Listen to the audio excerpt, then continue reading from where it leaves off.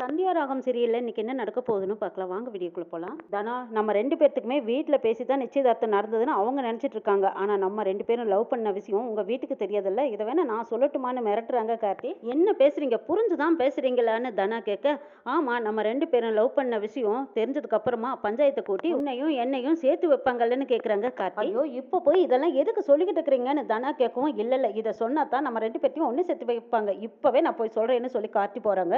அப்பவே தனா காலை பிடிச்சு கெஞ்சி கேட்குறாங்க கார்த்திகிட்ட, தயவு செய்து நீங்கள் போய் எங்கள் அப்பா கிட்ட இதை பற்றி மட்டும் சொல்லிடாதீங்க.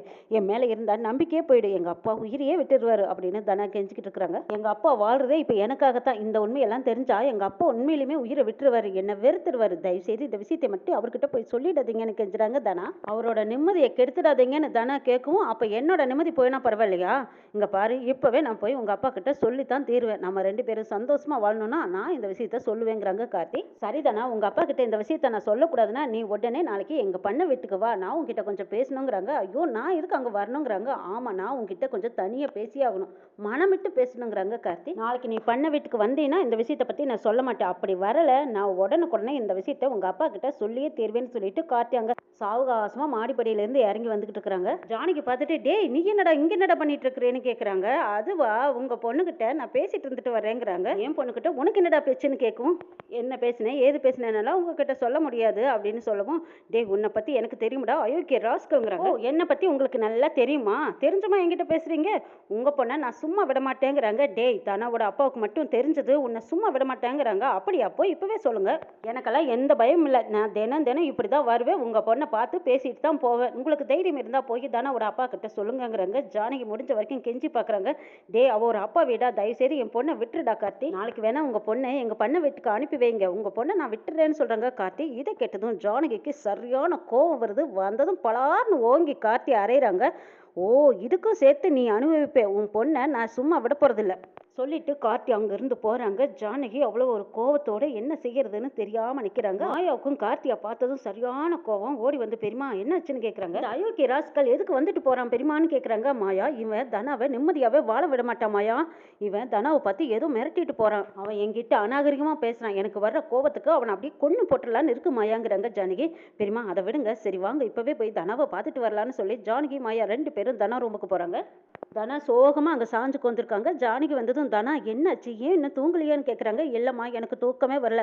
அம்மா கொஞ்ச நேரம் உன் மடியில் சாஞ்சு தூங்கட்டுமான்னு கேட்குறாங்க தனா. அட வாடா கண்ணு வா அப்படின்னு சொல்லிட்டு ஜானகி தனாவை தன் மடியில் படுக்க வைக்கிறாங்க.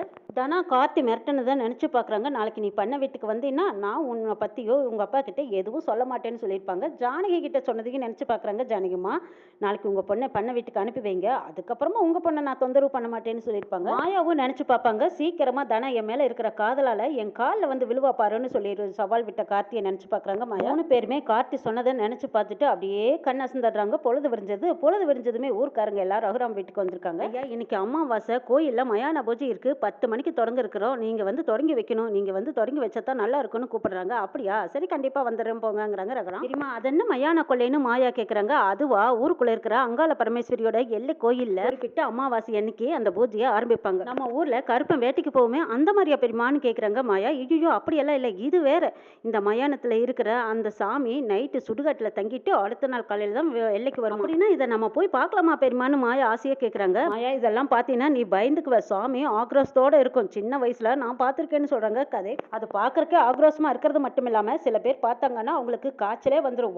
வருஷம் நானும் அண்ணனும் மட்டும்தான் போய் இதை தொடங்கி வச்சுட்டு பார்த்துட்டு வருவோங்கிறாங்க சிவராமன். சிவா எப்படியும் ராத்திரி கண் முழிச்சு தான் ஆகணும், அதனால இருக்கிற வேலையெல்லாம் முடிச்சுட்டு சொல்லு, நம்ம ராத்திரி போயிட்டு வந்துடலான்னு சிவராமனும் ரகுராமும் பேசிக்கிறாங்க. கார்த்தி தனாவுக்காக அந்த பண்ண வீட்டில் காத்துட்டு இருக்காங்க. நான் மிரட்டினதுக்காக நிச்சயமா தனா என்னை தேடி வந்தே தீருவான்னு நினச்சிக்கிட்டு இருக்கிறாங்க. இங்கே தனா புலம்பி தள்ளிக்கிட்டு இருக்கிறாங்க. ஐயோ கடவுளே, ஏன் தான் என்னை இப்படி கொள்ற, எனக்கு பிடிக்காத ஒருத்தனை என் கணவன் ஆக்குனேன், இப்போ கார்த்தியும் என்கிட்ட பேசி என்ன தொந்தரவு கொடுக்குறாரு. எங்கள் அப்பாவோ அம்மாவோ என்னால தலை குனிஞ்சிடக்கூடாது. பிடிக்காத வாழ்க்கையை ஒவ்வொரு நிமிஷமா வாழ்ந்து சாகிறத விட நான் ஒரே அடியா போய் சேர்ந்துடலாம் போல தானே ஒரு முடிவுக்கு வர்றாங்க. சரி நான் உயிரோடு இருந்தா தானே இப்படி பிரச்சனை வரும், எங்கள் அப்பாவுக்கும் அம்மாவுக்கும் தலைக்குனிப்பு வரும், இவங்களுக்கு என்னால் எந்த ஒரு தலைக்குனிப்பும் வந்துடக்கூடாதுன்னு நினச்சிட்டு பார்த்துட்டு ஒரு பேப்பர் எடுத்து லெட்டர் மூலமா எழுதி வச்சுட்டு அங்கிருந்து கிளம்பி வெளியில போயிடுறாங்க. வீட்டை விட்டு தனா வெளியில போகும்போது யாரும் பார்க்கல. ஜானகி அப்பதான் ஏதோ சாப்பாடு எடுத்துட்டு உள்ள வராங்க. தனா தனான்னு கூப்பிட்டுட்டு இருக்காங்க. அங்க கார்த்தி வெயிட் பண்ணிட்டு இருக்காங்க. தனா மட்டும் இன்னைக்கு வரல, இருக்கட்டும் இந்த வீடியோவை காட்டி தான் அவள் நம்ம வழிக்கு கொண்டு வந்தாகணும்னு நினைச்சுக்கிட்டு இருக்காங்க. ஜானகி தனாவுக்கு சாப்பிட கொண்டு வந்து வச்சு போட்டு தனாவை காணுமே, இந்த பொண்ணு எங்க போனா அப்படின்னு சொல்லி அங்கங்க திரும்பி பாக்குறாங்க. எங்கேயும் காணோம். காத்தாடி வேகத்துல அங்க அவங்க எழுதி வச்ச லெட்டர் அவங்க காலுக்கு கீழே வந்து விழுகுது. ஜானகி இது என்ன லெட்டர்னு எடுத்து அதை படிச்சு பாக்குறாங்க. அம்மா, நான் தினம் தினம் உங்களுக்கு வழியை கொடுக்க விரும்பல, ஆனா நான் எடுத்திருக்கிற முடிவு உங்களுக்கு பெரிய வழியை கொடுக்கணும் எனக்கும் தெரிஞ்சிருந்தோம். நான் ஒரு முடிவுக்கு வந்துட்டேன்னு தானே எழுதி வச்சதை படிச்சதும் ஜானகி அப்படியே கரகரகரன்னு கண்ணை கப்புன்னு கட்டதும் சாஞ்சு விழ போறாங்க. ஜானகி அழுது புலம்பிக்கிட்டு இருக்கும்போது மாயா அங்க வராங்க. பெரியமா என்னாச்சு, ஏன் அழுகுறீங்கன்னு வந்து கேக்குறாங்க. இங்க பாரு மாயா, இந்த லெட்டரை படி அப்படின்னு சொல்லி லெட்டரை கொடுக்குறாங்க.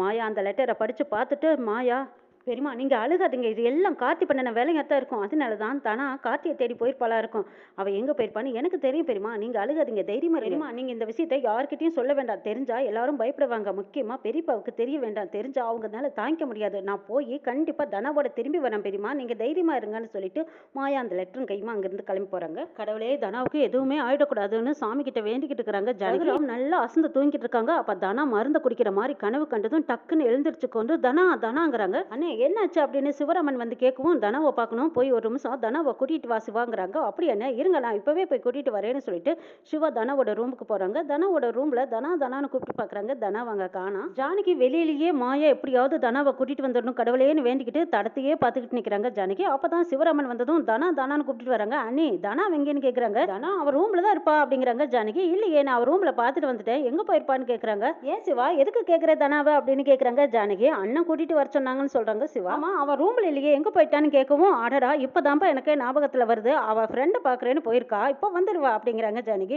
ஓ அப்படியா, சரி சரி அண்ணன் கேட்டாங்க, நான் போய் சொல்லிடுறேன் அப்படின்னு சொல்லிட்டு சிவா ரகுராம் பார்த்து சொல்றாங்க. எதுக்கு கூப்பிட்டுருப்பாங்கன்னு தெரியலையேன்னு ஜானகியும் பின்னாடியே போய் மரவா நின்று பார்த்துட்டு இருக்காங்க. இந்த பக்கமா சிவராமன் போனதும் ரகுராம் கிட்ட சொல்றாங்க, தனா அவ ஃப்ரெண்டை பார்க்க போயிருக்கிறாளாம் அப்படின்னு சொல்லவும் ரகுராம் பதட்டப்படுறாங்க. ஐயோ அவ தனியாவா போனா, யாராவது கூட போறது இல்லையான்னு கேக்குறாங்க.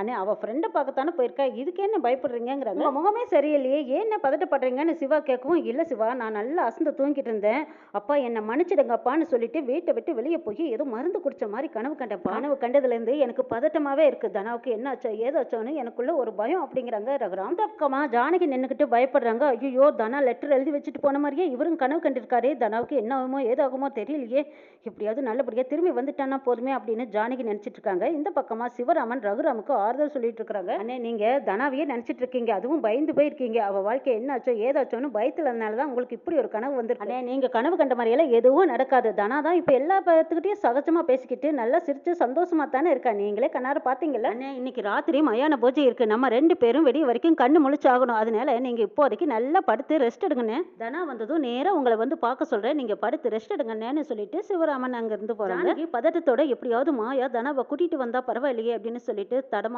பாக்குறாங்க. தனா வீட்டை விட்டு வெளியில போய் ஒரு பூச்சி மருந்து கடைக்கு போறாங்க. கடைக்காரர்கிட்ட போய் எங்க சித்தப்பா வயல்வெளிக்கு அடிக்கிறதுக்கு பூச்சிக்கொல்லி மருந்து வாங்க சொன்னாங்க அப்படின்னு சொல்றாங்க. ஓ அப்படியா, இருமா தரேன்னு சொல்லிட்டு பூச்சிக்கொல்லி மருந்து எடுத்து கொடுக்குறாங்க. அதை விலை கொடுத்து வாங்கிக்கிறாங்க தனா. மாயா கார்த்தியோட பண்ண வீட்டுக்கு தான் போயிருக்காங்க. அங்க போனதும் தனா தனான்னு உள்ள போறாங்க. கார்த்தி வந்ததும் தடுக்கிறாங்க. ஏய் நில்லு, எங்க போற அப்படின்னு கேக்குறாங்க. டேய் நான் தனாவை பார்க்க வந்திருக்கேன், ஒழுங்க மரியாதையா தடம் விட்டுடாங்கிறாங்க மாயா. தனாவுக்காகத்தான் நானும் வெயிட் பண்ணிட்டு இருக்கேன், அவ இன்னும் வரவே இல்லைன்னு சொல்றாங்க கார்த்தி. அடைச்சி நீ எல்லாம் ஒரு மனுஷனா, உனக்கு இதை சொல்றதுக்கு அசிங்கமா இல்லையாடா, அவளை இன்னும் நீ எவ்வளவு நாளைக்கு டார்ச்சர் பண்ணுவேன்னு மாயா கேட்க, அவ எனக்கு முழுசா கிடைக்கிற வரைக்கும் நான் இப்படித்தான் இருப்பேங்கிறாங்க கார்த்தி. அவளுக்கு மட்டும் ஏதாவது ஒன்னு ஆச்சு என் கையாலேயும் உன்னை நான் கொன்னு போட்டுருவேன்னு சொல்றாங்க மாயா. எல்லாரும் போல நான் உன்னைய சும்மா விட மாட்டேன், ஞாபகம் வச்சுக்கோன்னு சொல்லிட்டு போறாங்க மாயா. போற வழியில ரேகாவை பாக்குறாங்க. ரேகா கொஞ்சம் நில்லு அப்படின்னு சொல்லி ஸ்டாப் பண்றாங்க. ரேகாவும் நிக்கிறாங்க. வண்டியில வந்துட்டு இருந்த ரேகா, மாயா என்ன இந்த பக்கம்னு கேக்குறாங்க. அதுவா நான் தனா தேடி வந்தேன், தனாவை பாத்தியான்னு கேக்குறாங்க. அட அதுவா, கொஞ்ச நேரத்துக்கு முன்னாடி பூச்சி மருந்து கடையில அவளை பார்த்தேன், அவ சித்தப்பா ஏதோ பூச்சி மருந்து வாங்கிட்டு வர சொன்னாங்களாமே, பூச்சி மருந்து வாங்கிட்டு போனதை நான் எங்க அண்ணால பார்த்தேங்கிறாங்க. பூச்சிக்கொல்லி மருந்து வாங்கிட்டு போறாளா, சரி அவ எந்த பக்கமா போனான்னு மாயா கேட்கவும், அட இந்த பக்கமா தான் போனா அப்படின்னு ரேகா சொல்றாங்க. ஏதாவது ப்ராப்ளமானு கேக்குறாங்க. இல்ல இல்ல அதெல்லாம் ஒண்ணு இல்ல, சரி நான் வரேன் அப்படின்னு சொல்லிட்டு மாயா தனாவை தேடிக்கிட்டு அந்த வழியா போய் பாக்குறாங்க. அங்க தனாவும் கோயில் வாசல் முன்னாடி நின்னுக்கிட்டு அந்த மருந்தை கழட்டி குடிக்கலான்ட்டு போறாங்க. இங்க ஜானகி எப்படியும் தனாவோட மாயா வந்துருவா அப்படின்னு எதிர்பார்த்துட்டு இருக்கிறாங்க. தனா இந்த வழியா தானே போனதா சொன்னாங்க, அப்ப இங்க எங்க போயிருப்பா அப்படின்னு சொல்லி மாயா அந்த பக்கம் இந்த பக்கம் தேடி பாக்குறாங்க. அங்க கோயிலுக்கு முன்னாடி நின்று மருந்து டப்பாவை கலட்டி மருந்தை குடிக்கலான்னு போறாங்க தனா. அதை மாயா மாயா கவனிச்சிடுறாங்க. மாயா ஓடி போய் அந்த மருந்தை தட்டி விட்டுட்டு தனாவுக்கு பல உண்மைகளை சொல்றாங்க. நீ கார்த்திகிட்ட ஏமாந்துருக்க, அதனாலதான் அவன் இப்படி எல்லாம் உன்னை ஏமாத்திட்டு இருக்கான். அந்த ஏமாத்து முறையிலேயே நீ போய் எப்படியும் கார்த்திகிட்ட இருக்கிற அந்த செல்லில் இருக்கிற வீடியோவை நீ அழிக்கணும். அதுக்கான முயற்சி பண்ணி ஒரு கோழைத்தனமான முடிவு எடுக்காத. நீ கதிர் கூட சேர்ந்து வாழ்ந்தாலும் சரி, வாழலைனாலும் சரி, இப்போ கார்த்திகிட்ட இருந்து நீ விடுபடணும்னா அவங்ககிட்ட இருக்கிற உன்னோட வீடியோவை நீ அழிக்கணும். அப்படி அழிச்சினா மட்டும்தான் அவங்ககிட்ட இருந்து விடுபட முடியும். அவனுக்கு இன்னையோட நம்ம முற்றுப்புள்ளி வைக்கலான்னு மாயாவும் தனாவும் கைகோர்த்து போவாங்களாங்கிறதையும் நாளை சொல்ல பார்க்கலாம்.